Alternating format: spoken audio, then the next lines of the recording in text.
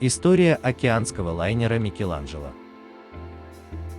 Микеланджело – это итальянский океанский лайнер, построенный в 1965 году для Italian Line. Он был одним из последних лайнеров, построенных в первую очередь для линейных перевозок через Северную Атлантику. Являлся одним из крупнейших в стране и некоторое время был флагманом. Его родственным кораблем был Рафаэлло.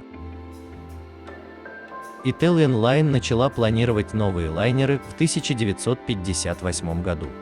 Первоначально они должны были быть немного крупнее строящегося тогда Леонардо да Винчи.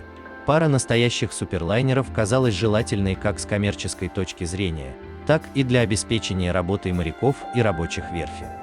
Было решено, что новые корабли станут самыми большими, построенными в Италии со времен лайнера Рекс, который построен в 1932 году. Было решено разделить жилые помещения на кораблях на 3 класса. По какой-то причине также было решено, что 3 самые нижние пассажирские палубы не будут иметь иллюминаторов.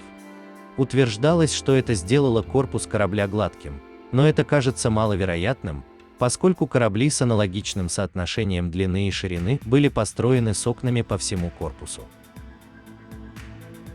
Однако, какими бы ни были недостатки их первоначальной конструкции, новые лайнеры были продвинутыми с технологической точки зрения. Устройства дымовых труб Микеланджело и его собратьев по типу были изменены с тем, чтобы воздух, попадая в них, уносил дым, не позволяя ему окуривать верхние прогулочные палубы, что было общей проблемой менее совершенных пассажирских лайнеров. Дефлекторы дыма стали популярными в конструкции кораблей в 1970-х и 1980-х годах, тогда как идея пропуска ветра через воронку снова была подхвачена в конце 1980-х годов и стала почти нормой в современном судостроении. Интерьеры Микеланджело были разработаны корабельными архитекторами Нино Занкада, Винченцо Монако и Амедио Лученти. Они придали кораблю менее авантюрный, более традиционный вид, чем у дизайна лайнера Рафаэлло.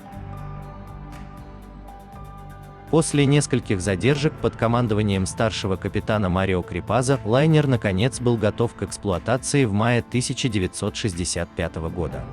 Во время ходовых испытаний на корме были обнаружены вибрации. Микеланджело был поставлен в сухой док в декабре 1965 года и получил новые грибные винты и некоторые модификации трансмиссии. Во время испытаний после ремонта он разогнался до 31,59 узла, что сделало его 5-м по скорости пассажирским судном в мире в то время.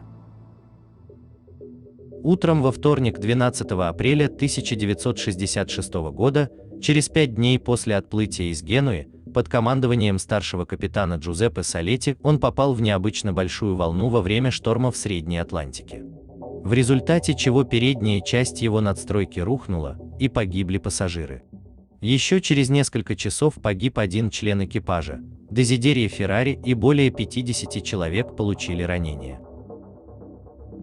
При проведении ремонтных работ после аварии алюминиевую обшивку в надстройке заменили на стальную.